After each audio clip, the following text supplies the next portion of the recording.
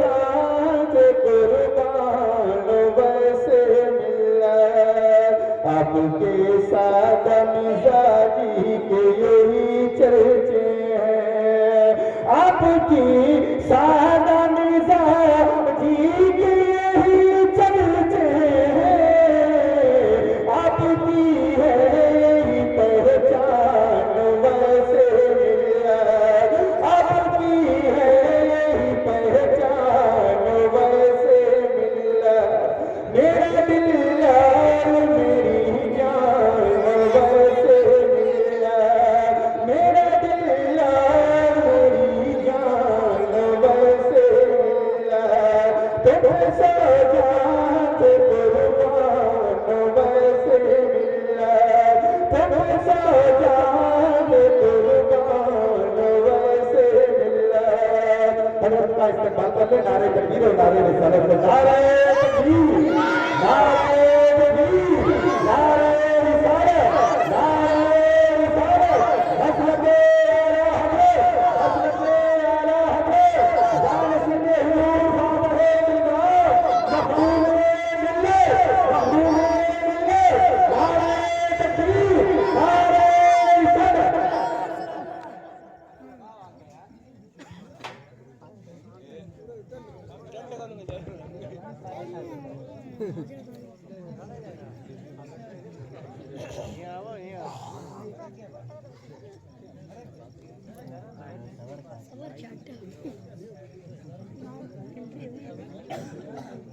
आधा घंटा वेट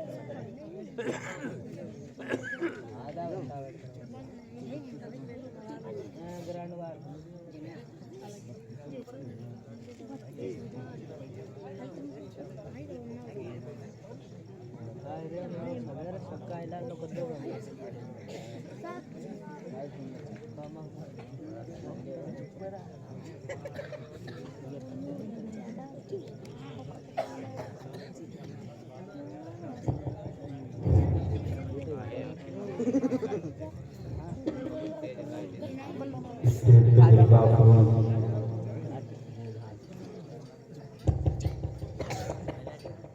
علماء کرام معزز سامعین و سامعات السلام علیکم ورحمۃ اللہ وبرکاتہ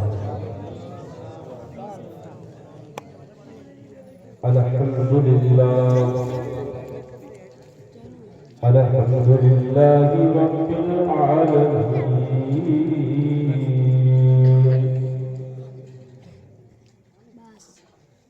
والعاقبۃ للمتقین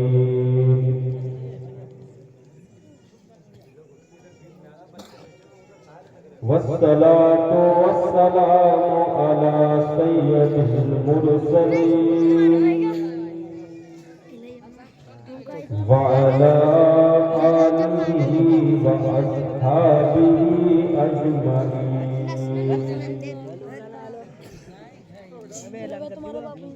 أما بعد فأعوذ بالله من الشيطان الرجيم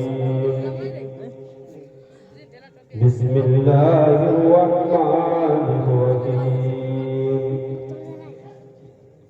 قال النبي صلى الله تعالى عليه وسلم خير الناس من ينفع الناس آمنت بالله صدق الله العلي العظيم وصدق رسوله النبي الأمين المتين المبين الكريم ونحن على ذلك لمن الشاهدين والشاكرين والحمد لله رب العالمين حضرات محترم عرض و معروف سے قبل ہم اور آپ اللہ کے رسول دانائے حضور احمد مصطفیٰ محمد مصطفیٰ صلی اللہ تعالی علیہ وسلم کی بارگاہ میں درود شریف کا ہدیہ پیش کرے پڑے بابا سے بلند اللہم صلی علی سیدنا و مولانا محمد صلی اللہ علیہ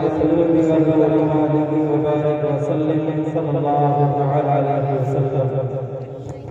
شعلوں پہ بھی رسول کی مدحت کریں گے ہم، شعلوں پہ بھی رسول کی مدحت کریں گے ہم، یوں ہی ادا بلال کی سنت کریں گے ہم۔ سبحان اللہ۔ شعلوں پہ بھی رسول کی مدحت کریں گے ہم، یوں ہی ادا بلال کی سنت کریں گے ہم، ایاس وہ تمہاری بھی دعوت کریں گے ہم، جب روضہ رسول کی زیارت کریں گے ہم۔ ماشاءاللہ میں پڑھ کے میں اپنی گفتگو کا آغاز کرتا ہوں۔ ایک بار اور دوسری پڑھے اللہم صلی علی سیدنا و مولانا سیدنا محمد صلی اللہ علیہ وسلم۔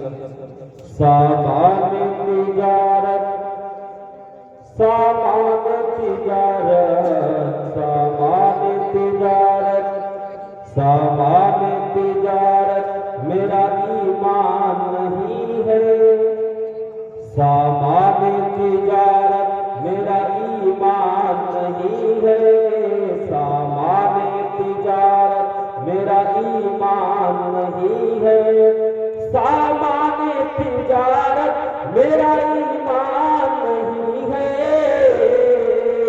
سامان تجارت میرا ایمان نہیں ہے، ہر در پہ جھکے سر یہ میری شان نہیں ہے، ہر در پہ جھکے سر یہ میری شان نہیں ہے، سامان تجارت میرا ایمان نہیں ہے، ہر در پہ جھکے سر یہ میری شان نہیں ہے۔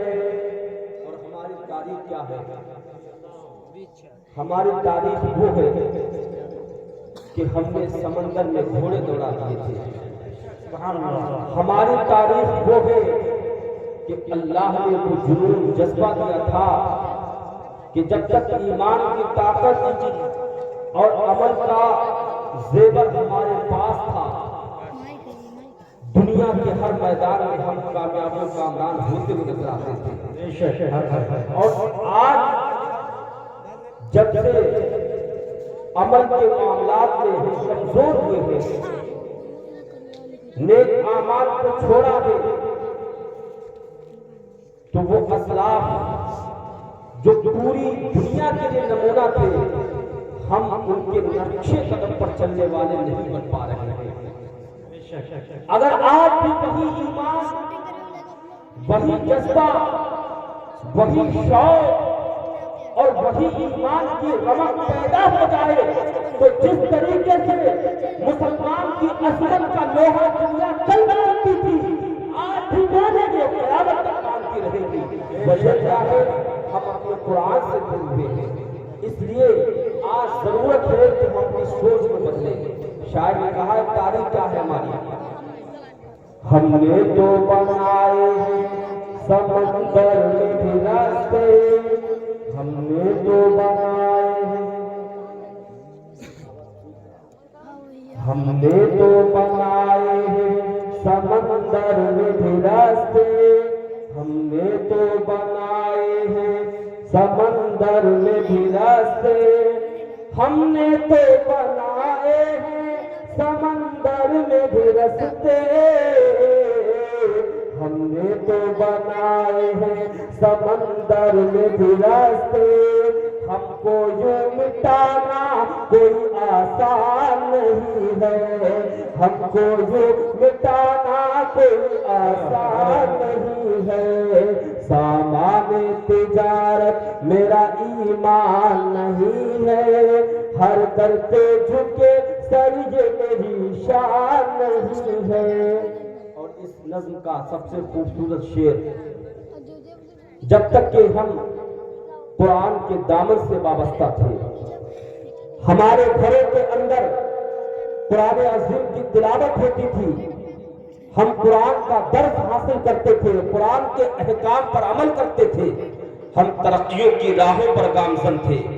اور جب سے ہم نے قرآن کو چھوڑا ہے، قرآن سے دوری اختیار کی ہے، آج ہم ذلت اور خواری کے گڈھے میں چلے گئے ہیں۔ اگر آج مسلمان پھر چاہتا ہے کہ اس کو عزت ملے، پھر چاہتا ہے کہ اس کو وقار ملے، تو اس کو آنا پڑے گا قرآن کی تعلیم کی طرف۔ ہے قول محمد قول خدا، فرمان نہ بدلا جائے گا، بدلے گا زمانہ لاکھ مگر قرآن نہ بدلا جائے گا۔ یہ وہ قرآن ہے جو انسانوں کی ہدایت کے لیے جس طریقے سے آج سے 1400 سال پہلے قابل عمل تھا، آج بھی قابل عمل ہے اور قیامت تک قابل عمل رہے گا۔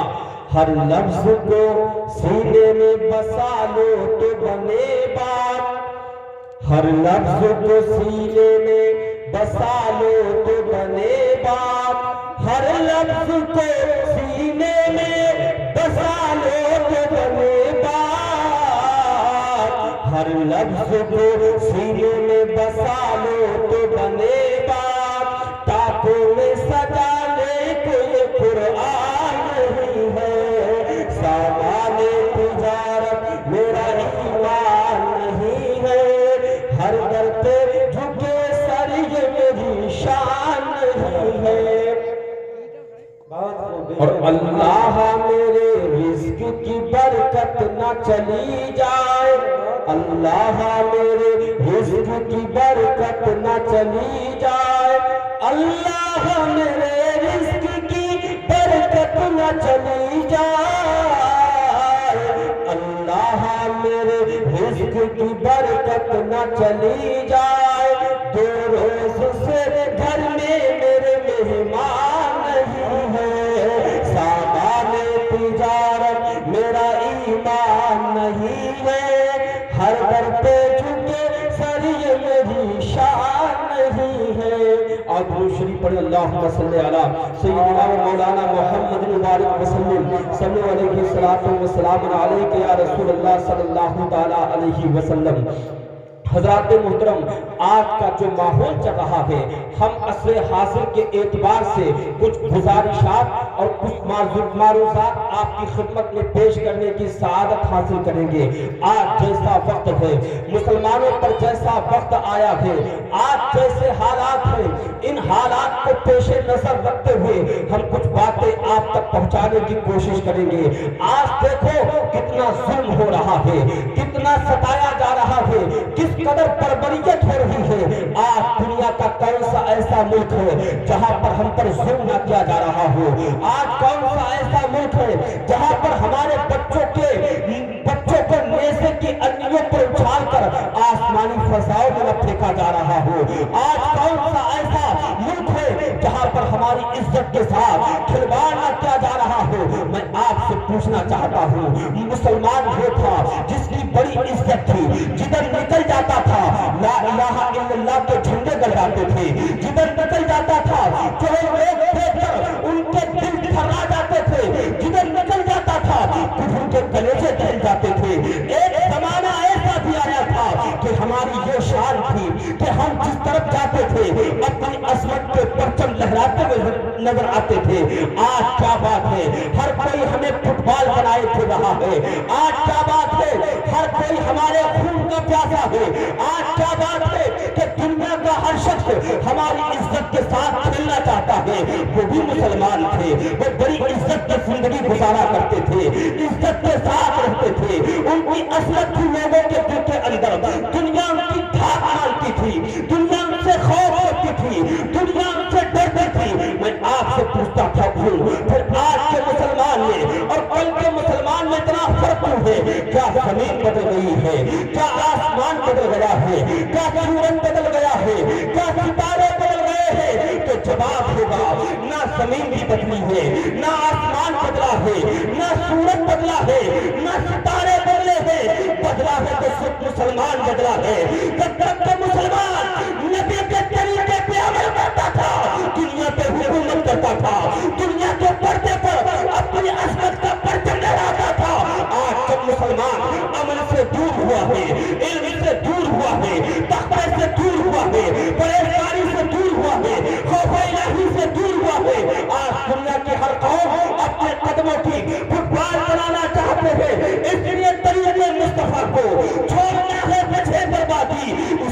قوم دنیا میں ہوئی بے اقتدار اپنی ہمیں کرنی ہے شہی شاہوں کو کی رضا جوئی وہ اپنے ہو گئے تو رحمت پرور کرا اور نعرہ رسالت جشن میلاد النبی و جشن غوث الورا مسلک اعلیٰ حضرت علماء اہل سنت سیدی سرکار سید اویس مصطفیٰ واسطی صاحب قبلہ نعرہ تکبیر نعرہ رسالت دنیا ظلم تو کر سکتی ہے لیکن اسلام کی شعاعوں کو بجھا نہیں سکتی ہے اسلام وہ سورج ہے جو جس طریقے سے آج سے 1400 سال پہلے چمک رہا تھا آج بھی چمک رہا ہے اور ہمارا ایمان و عقیدہ ہے کہ قیامت تک چمکتا رہے گا کیونکہ دھوپوں سے اس پر کوئی فرق پڑنے والا نہیں ہے مٹتا وہ ہے جس کو دنیا کے لوگ بناتے ہیں مٹتا وہ ہے جس کو وزیر بناتے ہیں مٹتا وہ ہے جس کو بادشاہ بنائے اسلام کو بنانے والا اسلام کو بھیجنے والا ہمارا رب ہے دنیا کی قومیں مٹ گئی ہیں بادشاہ مٹ گئے ہیں وزیر چلے گئے ہیں لیکن اسلام کی عظمت کا سورج جس طریقے سے کل چمک رہا تھا آج بھی چمک رہا ہے اور قیامت تک چمکتا رہے گا نور خدا ہے کفر کی حرکت پہ خندہ زن نور خدا ہے کفر کی حرکت پہ خندہ زن دھوپوں سے یہ چراغ بجھایا نہ جائے گا اسلام مٹنے کے لیے نہیں آیا ہے لیکن ضرورت ہے اے میرے بھائی آج ضرورت ہے جب کفر کا ماحول ہے جب بے حیائی کا ماحول ہے جب الہاد کا ماحول ہے ایسے وقت میں ضرورت ہے ہم اپنے ایمان کی حفاظت کریں ہم اپنے عقیدے کی حفاظت کریں اور سچے مسلمان بن کے دنیا کے اندر رہے اور جب تک رہے اسلام کے احکام پر عمل کریں اور جب ہم عمل کر کے دنیا سے جائیں گے جب ہماری روح تب سے ان شروع سے پرواز کرے گی تو ہمارا رب بھی ہم سے راضی ہوگا ہمارے رسول بھی ہم سے راضی ہوں گے آؤ کیسا عشق کرے کیسی محبت کرے ایسی محبت جیسے ابو بکر صدیق کرتے تھے ایسی محبت جیسے عمر فاروق کرتے تھے ایسی محبت جیسے علی عثمان غنی کرتے تھے ایسی محبت جیسے علی مرتضیٰ کرتے تھے ایسی محبت جو محبت ابو حنیفہ نے کی ہے ایسی محبت جیسی محبت امام شافعی نے کی ہے ایسی محبت جیسی محبت غوث اعظم نے کی ہے ایسی محبت جیسی محبت خواجہ غریب نواز نے کی ہے ایسی محبت جیسی محبت امام عشق و محبت نے کی ہے ارشاد فرماتے ہیں خاک ہو کر عشق میں آرام سے سونا ملا جان کی اکسیر ہے الفت رسول اللہ کی صحابہ ایسی محبت کرتے تھے وہ محبت بے مثال تھی اور اسی محبت میں ان کو زمین سے اٹھایا آسمان پہ پہنچا دیا وہ عرب کے لوگ جو پڑھنا نہیں جانتے تھے جن کے اندر نہ جانے کتنی برائیاں تھی نہ جانے کتنی کمیاں تھی اللہ کے رسول نے اللہ کے رسول نے 23 سال کی زندگی کے اندر جس میں آپ نے تبلیغ کی ہے لوگوں تک ایمان پہنچایا ہے لوگوں کی اصلاح کی ہے 23 سال کی زندگی کے اندر آپ نے عرب کی کایا پلٹ کے رکھ دی وہ عرب جو اپنے بچوں کو زندہ گاڑ دیتے تھے وہ عرب جو شراب کے رسیا تھے وہ عرب جن کے اندر نہ جانے کتنی خانیاں تھی اللہ کے رسول نے 23 سال کی مدت کے اندر ان کے دل بدل گئے تھے اور عالم یہ تھا ایک عرب کے آدمی نے بول بالا کر دیا خاک کیسے لوگوں ہم دونوں ایک سرجا کر دیا خود نہ تھے جو راہ پر اوروں کے ہاتھی بن گئے جان نظر بھی جس نے مردوں کو مچھیا کر دیا نعرہ تکبیر نعرہ رسالت مسلک اعلیٰ حضرت علماء اہل سنت نعرہ تکبیر نعرہ رسالت یہ صحابہ کی محبت تھی یہ ان کا طریقہ تھا اللہ کے رسول نے ان کی زندگی بدلی تھی اب آؤ آپ کو مدینہ شریف کی سرزمین پر لے چلتے ہیں کیسے صحابہ محبت کرتے تھے یہ رسول اللہ کے ایک صحابی ہیں ذرا توجہ کریں بہت لمبی چوڑی تقریر نہیں ہوگی کچھ پیغامات ہیں جو آپ تک پہنچانا چاہتا ہوں درد دل ہے جو آپ کی خدمت میں پیش کرنا چاہتا ہوں جب قوم چل رہی ہو جب حالات خراب ہو جب دنیا تمہاری تباہی کے منصوبے بنا رہی ہو ایسے وقت تمہیں قصے نہیں سنائے جاتے ہیں، کہانیاں نہیں سنائی جاتی ہیں، اثر کرے نہ کرے، سن لے تو دل کی فریاد، نہیں ہے داد کا طالب یہ بندہ نواز۔ ایسے محبت کرو جیسے صحابہ نے کی تھی۔ جب محبت ہوگی تو چہروں پر داڑیاں ہوگی، جب محبت ہوگی تو پیشانی کے اندر سجدے کی طرف پیدا ہوگی، جب محبت ہوگی تو بغض سے، نفرت سے، کینے سے دوری اختیار کرتے ہوئے نظر آؤ گے، جب محبت ہوگی تو تمہاری رگوں پہ میں اللہ کے رسول کی سیرت کا، تمہاری رگوں پہ میں اللہ کے رسول کی سیرت دوڑے گی، تمہاری زندگی حضور کے اقدار کے مطابق، حضور کے ارشادات کے مطابق، حضور کی سیرت کے مطابق گزرے گی۔ ایک صحابی رسول ہے، نام ان کا ابو طلحہ ہے۔ ایک دن مسجد نبوی کے اندر آذان ہوتی تھی، صحابہ کس طریقے سے زندگی گزارتے تھے اور آج ہمارا کردار کیا ہو گیا ہے، ہم کیسے ہو گئے ہیں۔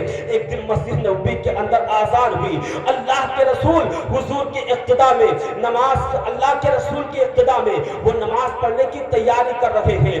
غربت کا یہ عالم ہے کہ کوئی کپڑا نہیں مل رہا ہے، کوئی کپڑا دستیاب نہیں ہو رہا ہے جس کو وہ پہن کے رسول اللہ کی خدمت میں جا کے، اللہ کے رسول کی مسجد میں جا کے نماز ادا کرے۔ اپنی بیوی سے کہنے لگے، اے میری شریک حیات، جی تمہارے پاس اگر کوئی کپڑا ہو تو مجھے دے دو، میں اس کپڑے کو پہن کے اللہ کے رسول کے اقتداء میں نماز ادا کرنے جا رہا ہوں۔ سبحان اللہ، یہ صحابہ کی غربت کا عالم تھا، پھر بھی وہ کس طریقے سے اللہ کا شکر ادا کرتے تھے۔ آج ہمارے دسترخوان رنگ برنگے کھانوں سے سجے رہتے ہیں، اللہ نے بے شمار نعمتیں دی ہیں، پھر بھی ہم اپنی پیشانی کو شکرانے کے طور پہ اس کی بارگاہ میں جھکاتے ہوئے نظر نہیں آتے ہیں۔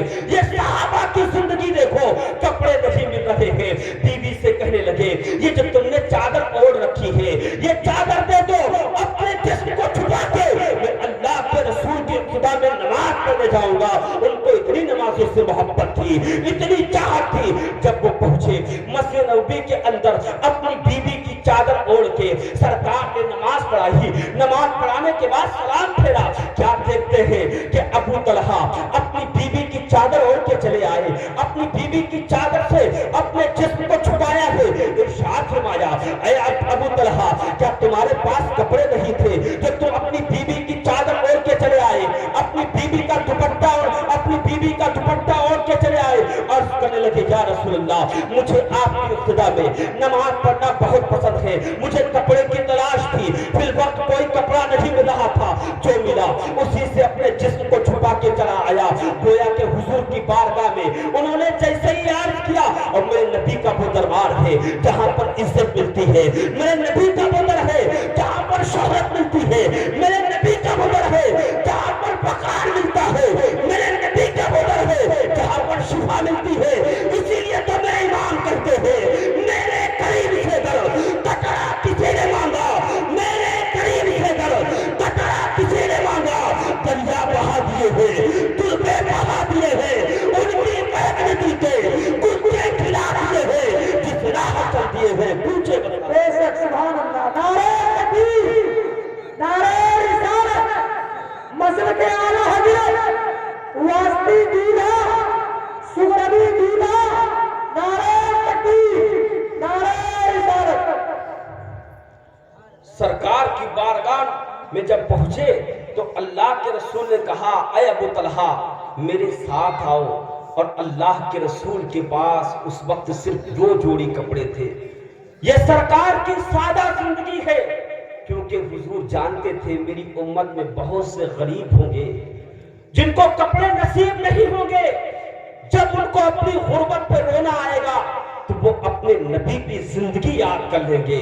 اور اے عائشہ، اگر میں چاہوں تو یہ پہاڑ میرے پیچھے سونا بن کے چلے، لیکن مجھے پھاٹ باٹ کی زندگی پسند نہیں۔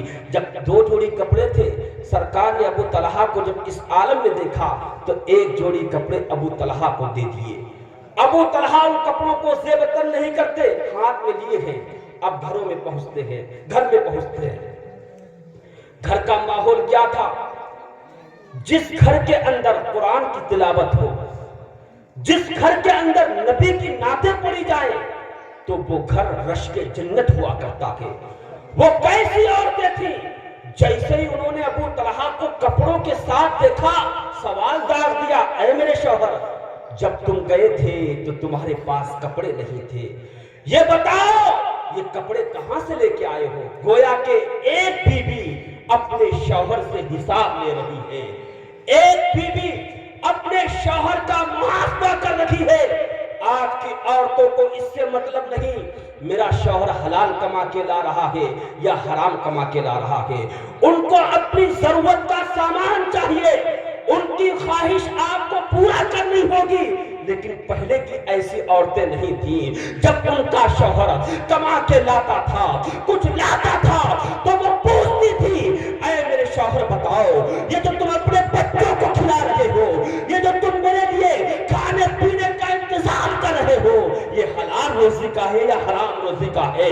جب تک کہ یہ محاسبے کا سسٹم تھا، بیٹے غوث اعظم پیدا ہوتے تھے، بیٹے غریب نواز پیدا ہوتے تھے، بیٹے مادیش کو محبت پیدا ہوتے تھے، اور آج جب سے گھروں کا ماحول خراب ہوا ہے، معاشرے کا ماحول تبدیل ہوا ہے، خرابیاں ہی خرابیاں پہنچے تو کہاں سے لائے ہو؟ کہا مجھے یہ کپڑے اللہ کے رسول نے دیے ہیں۔ تو انہوں نے پلٹ کے کہا، اے ابو طلحہ کیا تم نے اللہ کے رسول کی بارگاہ میں اپنی غربت کا رونا رویا تھا؟ کیا تم نے یہ کہا تھا کہ ہم بہت غریب ہیں اور اللہ کے رسول نے تمہاری غربت کو دیکھ کے تمہیں یہ کپڑے دیے؟ اے ابو طلحہ جملے دیکھیں آپ، کیا یہ ہمارے لیے سب سے بڑی نعمت کی بات نہیں کہ اللہ نے ہمیں مسلمان بنایا ہے؟ دنیا میں اسلام سے بڑھ کر اور کیا دولت ہو سکتی ہے؟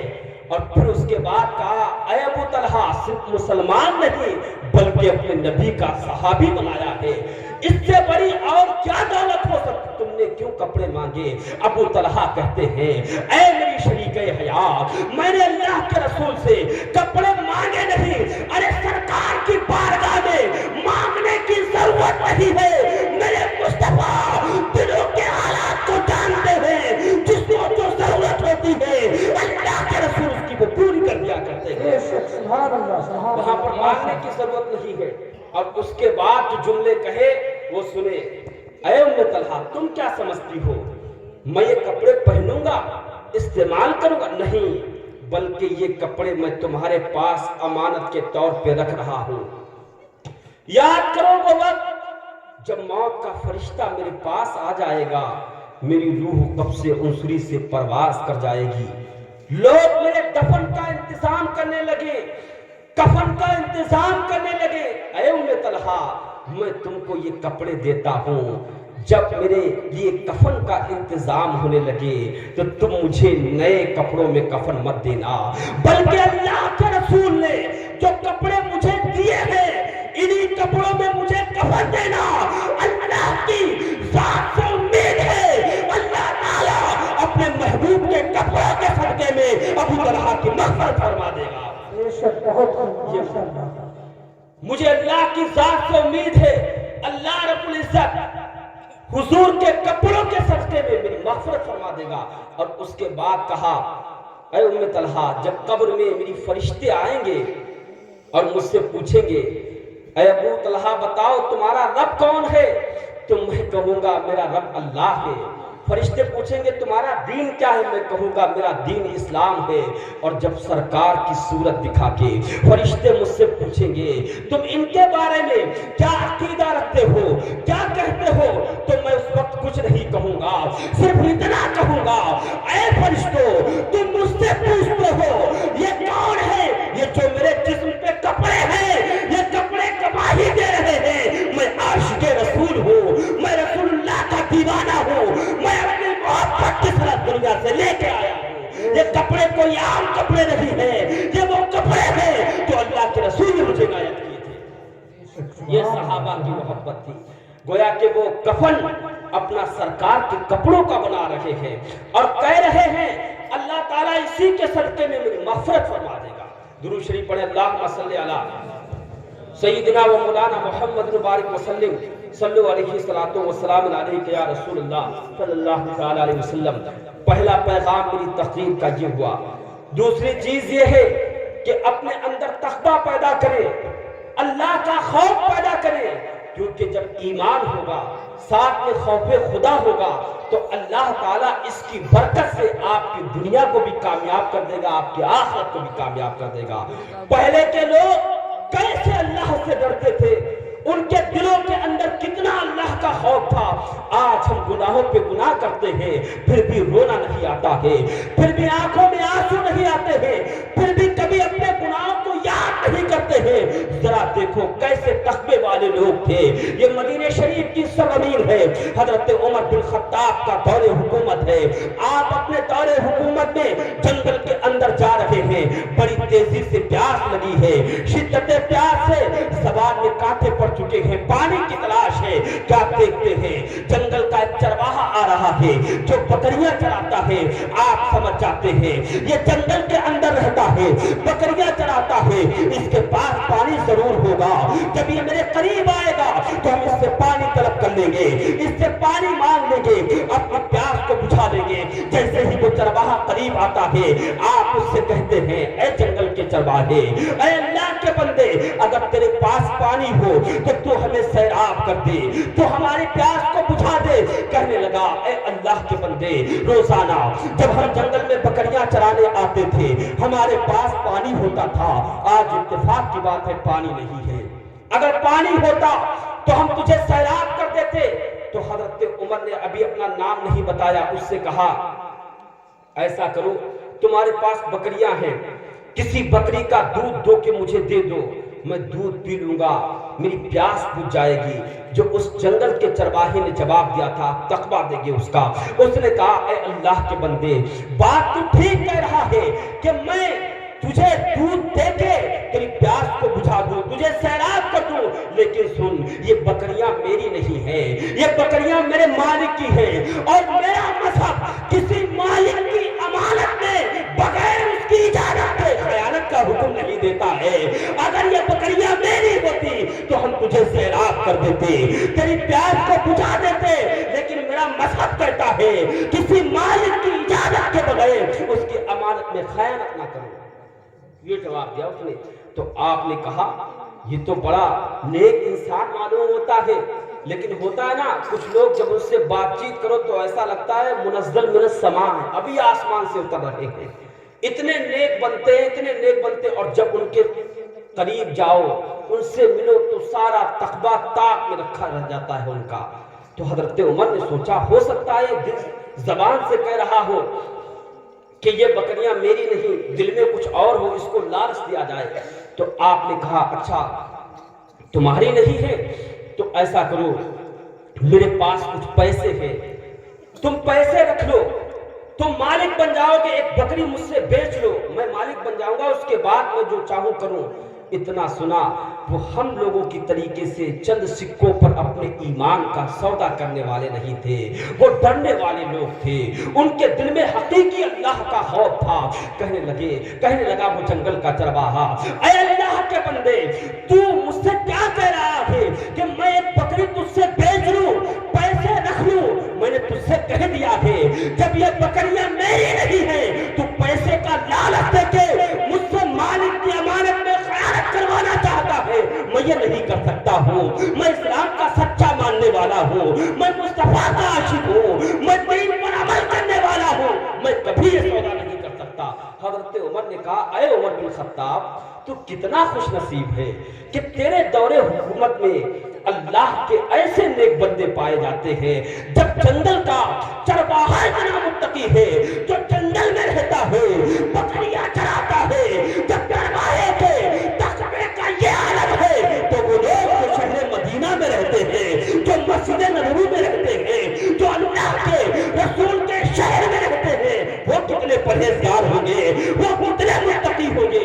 लेकिन आपने उसको छोड़ा नहीं, एक बार और उस पर दांव आजमाया, देखें ये खरा है या खोटा है, किस तरीके का है। आपने कहा, ये बताओ बकरियां कैसे चराते हो? कहने लगा, सुबह को जब जाते हैं तो मेरा मालिक गिन के बकरियां देता है, और जब शाम को वापस आते हैं तो गिन के वापस लेता है। तो आपने पूछा, तुम जंगल में रहते हो, वहां शेर जंगली जानवर रहते हैं, तुम्हारी बकरी को उठा ले जाते होंगे, कम हो जाती होगी, तुम्हारा मालिक पूछता होगा तो तुम क्या जवाब देते हो? कहने लगा मेरा मालिक बहुत अच्छा है, अगर किसी बकरी को जंगल का शेर भेड़िया उठा ले जाए तो मैं अपने मालिक से कह देता हूँ आज एक बकरी को जंगल का शेर उठा ले गया है, मेरा मालिक मेरी बात पे भरोसा कर लेता। हजरत उमर ने कहा तब तो काम बन गया, ऐसा करो पैसे तुम रख लो और जब तुम्हारा एक बकरी मुझको बेच दो, और जब तुम्हारा मालिक कल तुमसे पूछे आज एक बकरी कम क्यों है तो कह देना जंगल का शेर उठा ले गया है। इतना सुना पैरों तले जमीन निकल गई, कहने लगा ऐ अल्लाह के बंदे अल्लाह से डर, आज मैं अपने दुनिया के मालिक को तो धोखा दे सकता हूँ क्योंकि वो मुझे देख नहीं रहा है, लेकिन तुझे ये नहीं मालूम है मेरे इस दुनिया के मालिक का भी एक मालिक है जिसको रब्बुल इज्जत कहते हैं। क्या तू ये चाहता है मैं ये सौदा करके कल अल्लाह की बारगाह में रुस्वा हो जाऊं? मेरा रब सब कुछ देख रहा है, मैं ये सौदा नहीं कर सकता हूँ।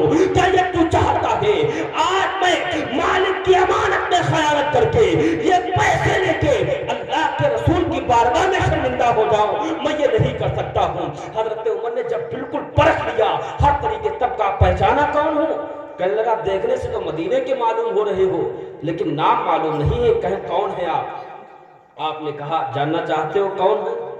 कहा नाम बता दीजिए। जैसे आपने कहा कि मैं खत्ताब का बेटा उमर हूं, हालत खराब हो गई, डरने लगा, कांपने लगा, अब सजा होगी, अब कोड़े से मारा जाऊंगा, ये मैं किससे बातचीत कर रहा था, ये मैं किससे बोल रहा था?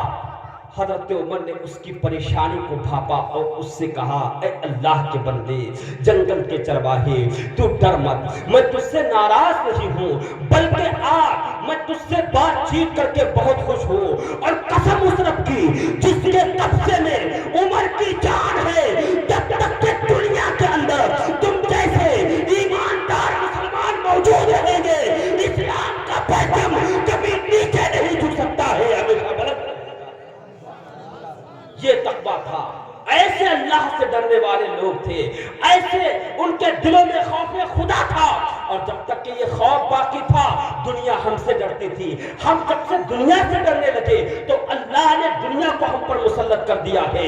और किसी दिल के अंदर दो खौफ जमा नहीं हो सकते, जिस दिल के अंदर अल्लाह का खौफ होता है तो अपने दिल में अपने रब का खौफ बिठा लेता है तो अल्लाह ताला सारे दुनिया के गम उसके दिल से निकाल दिया करता है। इसलिए जरूरत है तकवा पैदा करे, अल्लाह का खौफ पैदा करे, इश्क़ रसूल पैदा करे। और तीसरी चीज ये है कि जिंदगी में खुशी और गम आते जाते रहते हैं, आज मसरत है तो कल गम है, लेकिन इस्लाम ने हमें किसी मोड़ पर अकेला नहीं छोड़ा है, हर मोड़ पर इस्लाम ने रहनुमाई की है और बताया कि अगर मुसीबत के दिन आ जाए तो ऐसे में सब्र करो, और अगर अल्लाह रब्बुल इज्जत तुमको नेमत दे तो उस वक्त तुम अल्लाह की नेमतों पे शुक्र अदा करो, क्योंकि जो अपने रब का शुक्र अदा करता है अल्लाह ताला अपनी नेमतों को और बढ़ा दिया करता है। आप देखें आज ना हमारे अंदर शुक्र का जज्बा रहा और ना ही सब्र का मादा रहा। अगर थोड़ी सी परेशानी आती है हम बिलक जाते हैं, हम अपनी जबान से गलत गलत जुमले निकालते हैं, और जब अल्लाह ताला हमें खुशी देता है तो हम उस वक्त बारगाहे मौला में सरबत सुजूद होने के बजाय नाच और गाने की महफिलें मुनाकिद करते हैं, अपने दौलत के नशे में, अपने दौलत के नशे और घमंड में इतना मखमूर हो जाते हैं, इतना चूर हो जाते हैं, हम इस्लाम की शरई जो हुदूद है उनको तोड़ते हुए नजर आते हैं। आओ मासी के मुसलमान कैसे अल्लाह का शुक्र अदा करते थे, कैसे जब मुसीबत आती थी सब्र करते थे। जरा देखो एक मदीने में औरत रहती थी, मेरी माए बहनें भी सुन रही है, नाम उनका हजरत हैफा है। अल्लाह ने बड़ा हुस्न दिया था उनको, बड़ा खूबसूरत थी, लेकिन शादी नहीं हुई थी। अल्लाह के रसूल ने इरशाद फरमाया ऐ हैफा निकाह कर लो, शादी करना आधा ईमान है, दीन मुकम्मल हो जाता है। अर्ज करने लगी या रसूल अल्लाह मुझे बड़े बड़े बादशाहों ने निकाह का पैगाम दिया लेकिन मुझे कोई रिश्ता मंजूर नहीं।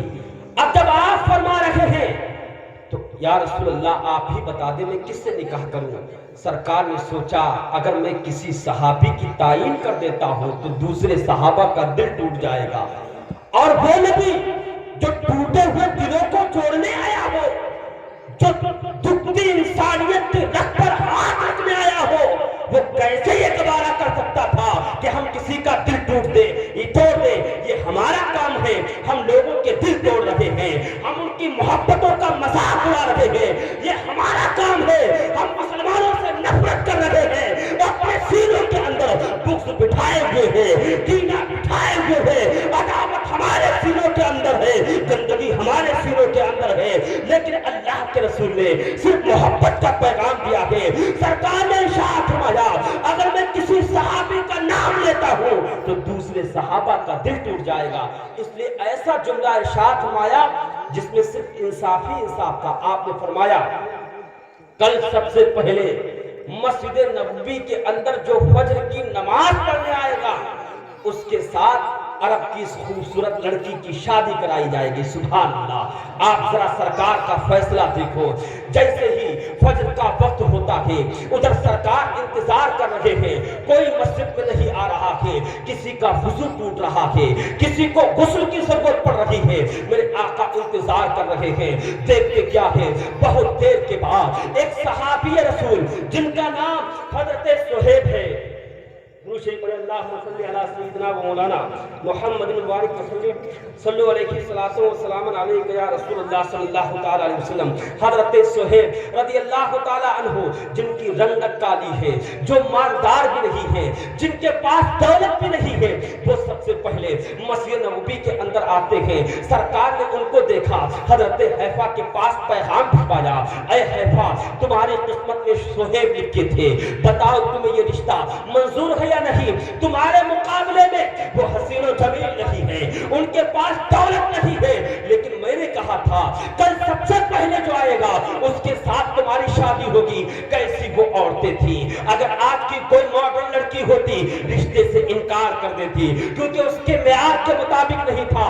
وہ عورتیں تھیں جن کی زندگی کو اللہ کے رسول نے سنبھال دیا تھا، جن کے دل کو اللہ کے رسول نے بدل دیا تھا۔ کہنے لگی اے اللہ کے رسول آپ نے کہا تھا کل سب سے پہلے جو آئے گا اس کے ساتھ میری شادی ہوگی، اب میں گورا اور کالا نہیں دیکھوں گی، اب میں امیری اور غریبی نہیں دیکھوں گی۔ اگر میری قسمت میں صہیب تھے تو آپ میرا نکاح صہیب سے کرا دیں، مجھے یہی رشتہ منظور ہے۔ آج اگر ہمارا نکاح کوئی پیر صاحب پڑھا دے، فخر سے کہتے پھرتے ہیں کہ فلاں پیر نے ہمارا نکاح پڑھایا ہے، کوئی عالم پڑھا دے فخر سے کہتے ہیں کہ ہمارا نکاح فلاں عالم نے پڑھایا، اور کتنا مقدس وہ نکاح تھا۔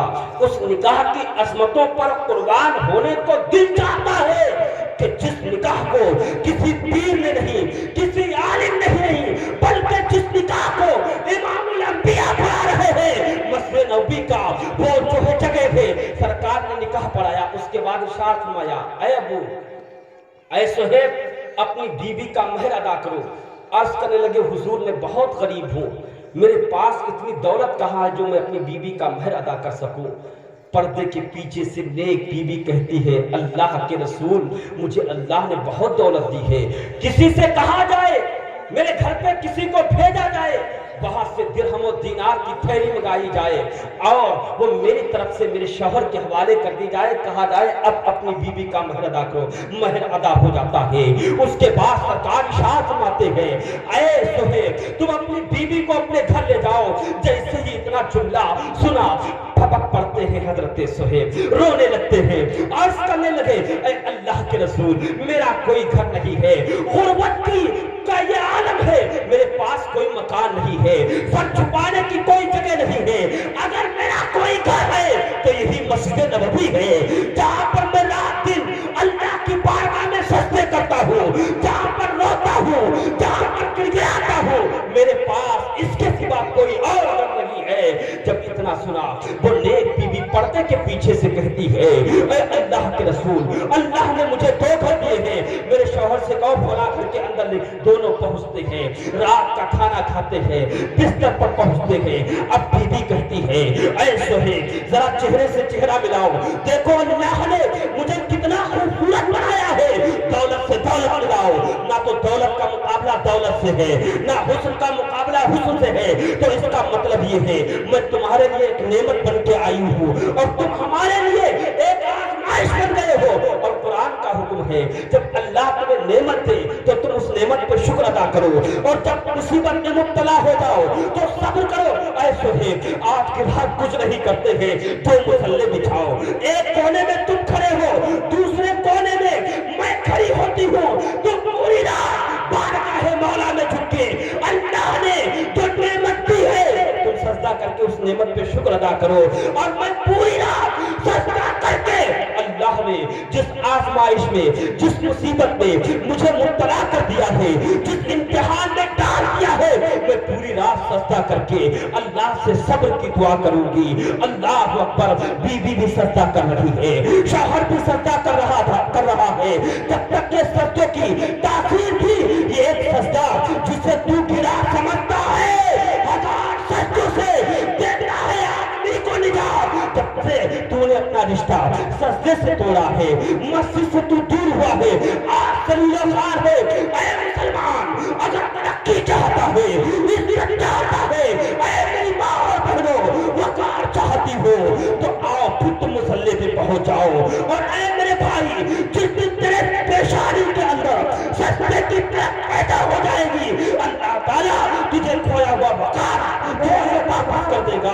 नारे तकबीर, नारे रिसालत, मसलके आला हज़रत सुरवी दूल्हा, वास्ती दूल्हा, नारे तकबीर, नारे रिसालत।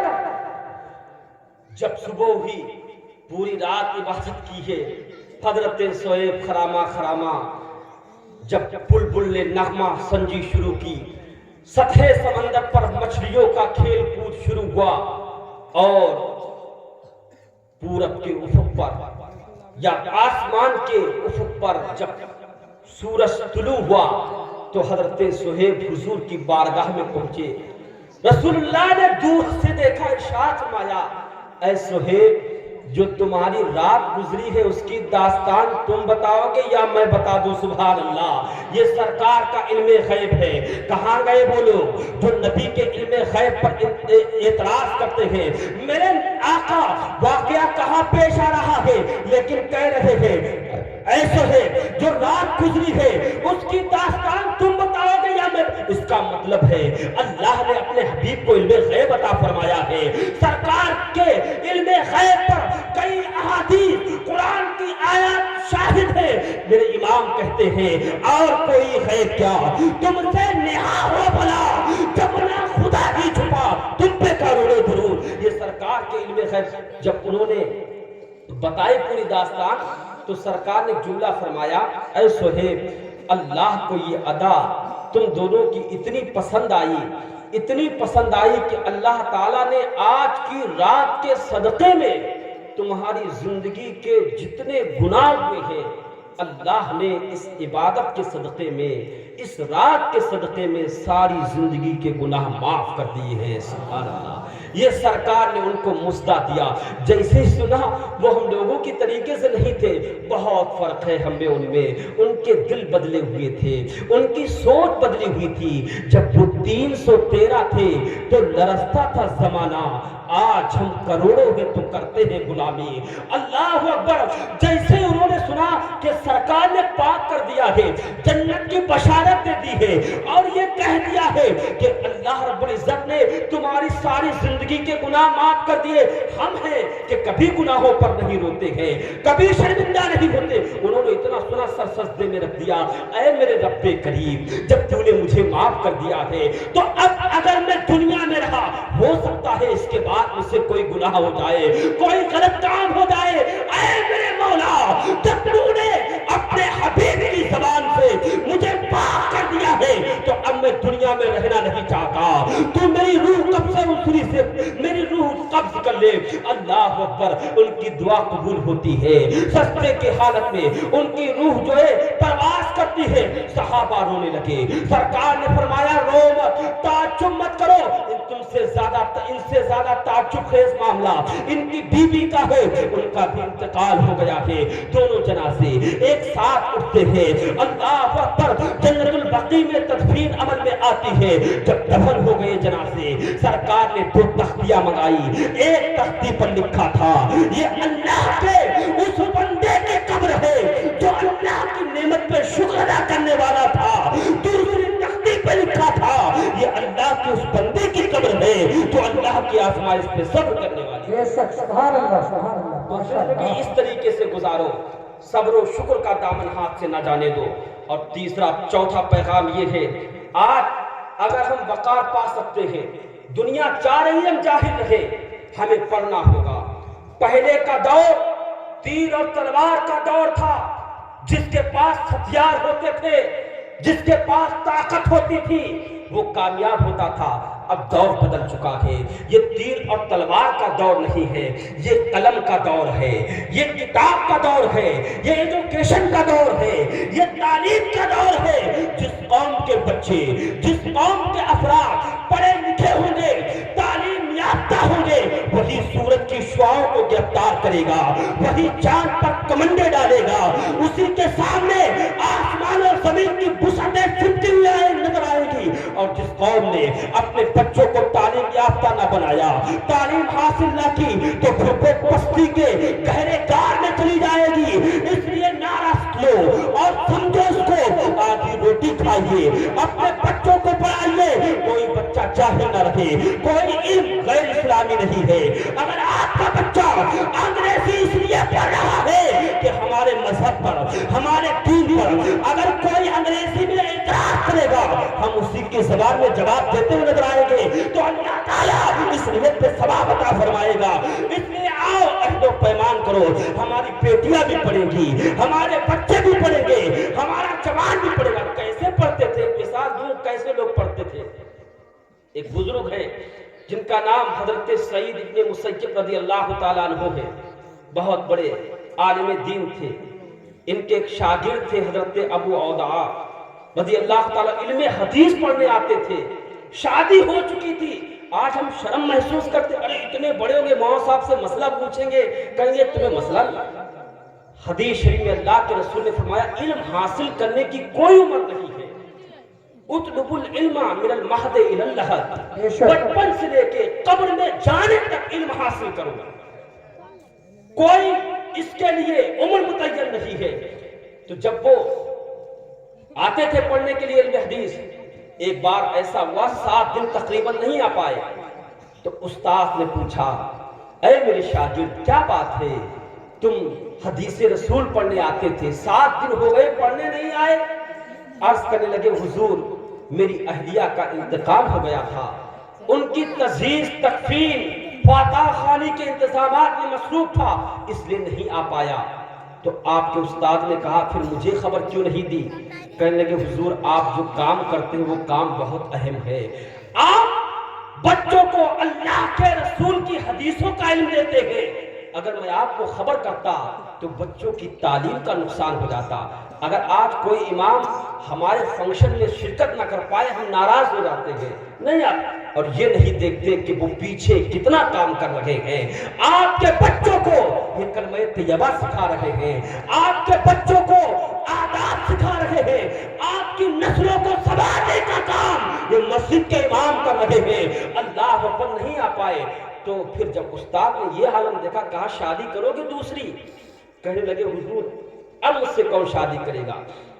تو استاد کہتے, اگر تم تیار ہو تو ہم اپنی بیٹی کا نکاح تمہارے ساتھ کرانے کے لیے تیار ہیں. سبحان اللہ. اور معلوم ہے سعید بن مسیب کی بیٹی کی خوبصورتی کا عالم کیا تھا.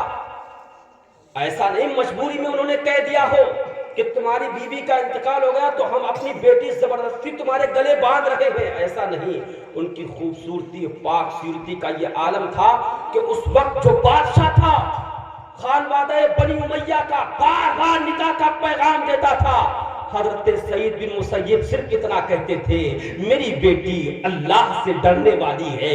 جس طریقے سے وہ دن کے اجالے میں اللہ سے ڈرتی ہے, ویسا ہی وہ رات کی تاریکی میں بھی اللہ سے ڈرتی ہے. میری بیٹی کا نکاح کسی دنیا دار سے نہیں ہوگا. میری بیٹی کا نکاح ایسے شخص سے ہوگا جو اللہ کا اپنے دل کے اندر خوف رکھتا ہو, جس کے دل کے اندر تقویٰ ہو. گویا کہ انہوں نے کیے، نکاح میں اپنی بیٹی کو دینا منظور نہیں کیا۔ نکاح ہو جاتا ہے، رخصتی ہوتی ہے، پہنچا آتے ہیں آپ خود اپنی بیٹی کو گھر پہ۔ جب صبح ہوئی تو حضرت ابو عودہ رضی اللہ تعالیٰ عنہ اپنا بستہ تیار کرنے لگے، کتابیں رکھنے لگے۔ بیوی نے پوچھا کہاں جا رہے ہو؟ کہنے لگے تم کو معلوم نہیں ہم علم حدیث میں تمہارے والد کے شاگرد ہیں، تمہارے ابا حضور ہمیں علم حدیث پڑھاتے ہیں، ہم تمہارے والد کے پاس مسجد میں جا رہے ہیں ان سے حضور کی حدیثوں کا علم سیکھنے کے لیے۔ بیوی کہتی ہے اینا ترید یا ابا عودہ، کہاں کا ارادہ ہے؟ اے ابو عودہ کہاں جا رہے ہو؟ جب یہ کہا تو کہا اب نہیں جا سکتے ہو آپ۔ کہا کیوں؟ کہا کس لیے جا رہے ہو؟ کہا علم حدیث کے لیے۔ تو بیٹی نے جواب دیا اور ایک بیوی نے جواب دیا اے میرے شوہر، اب تم کو میرے والد کے پاس وہاں مسجد میں جانے کی ضرورت نہیں ہے، جو میرے والد تم کو وہاں مسجد میں پڑھائیں گے، اللہ نے میرے سینے میں علم حدیث دیا ہے، وہی علم میں تم کو گھر پہ بیٹھ کے پڑھاؤں گی۔ جو میرے والد تم کو مسجد میں پڑھائیں گے، میرے سینے کے اندر اتنا علم ہے، وہی علم میں تم کو گھر پہ بیٹھ کے پڑھاؤں گی۔ اور پھر تاریخ میں آیا ہے کہ ایک بیوی نے اور ایک بیٹی نے اپنے شوہر کو اتنا پڑھایا کہ وقت کا محدث بنا دیا۔ یہ تعلیم ہوتی تھی، اس لیے ضرورت ہے آپ بالکل پریشان نہ ہو، دنیا کا علم دے۔ کتنا اچھا ہوگا جب ہمارا کوئی ڈاکٹر جس کو اللہ کے رسول کی نعت بھی آتی ہو، جو رسول کا سچا غلام بھی ہو، اور جب وہ شفا کے لیے ہاتھ بڑھائے گا۔ درود شریف پڑھیں، اللہم صلی علی سیدنا و مولانا محمد مبارک وسلم، صلو علیہ وسلم علیک یا رسول اللہ صلی اللہ علیہ وسلم۔ بیٹھ جاؤ آپ لوگ، ایک آخری بات آپ لوگ سن لیں، بیٹھ جائیں، بیٹھ جائیے، آ جائیں۔ درود شریف پڑھیں، اللہم صلی علی سیدنا و مولانا محمد مبارک وسلم، صلو علیہ وسلم۔